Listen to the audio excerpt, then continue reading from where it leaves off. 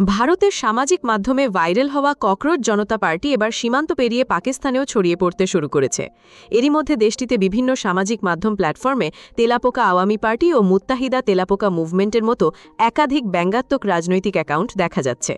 ভারতের তরুণদের হতাশা, বেকারত্ব ও রাজনৈতিক অসন্তোষকে কেন্দ্র করে শুরু হওয়া এই তেলাপোকা আন্দোলন এখন পাকিস্তানের অনলাইন রাজনৈতিক সংস্কৃতিতেও আলোচনার বিষয় হয়ে উঠেছে।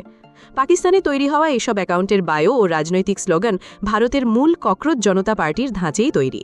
তেলাপোকা আওয়ামী পার্টি নামের একটি অ্যাকাউন্টের বায়োতে লেখা হয়েছে, তরুণদের রাজনৈতিক ফ্রন্ট, তরুণদের দ্বারা পাকিস্তানের জন্য। আরেকটি অ্যাকাউন্টে লেখা হয়েছে, রাষ্ট্র ব্যবস্থা যাদের তেলাপোকা ভেবেছে, আমরা সেই জনগণের কণ্ঠস্বর। এসব পেজের লোগোতেও ভারতের ভাইরাল ককরোচ জনতা পার্টির সঙ্গে অনেকটা মিল রয়েছে। তবে পাকিস্তানি সংস্করণগুলোতে সবুজ ও সাদা রং ব্যবহার করা হয়েছে, যা দেশটির জাতীয় পরিচয়ের সঙ্গে সামঞ্জস্যপূর্ণ।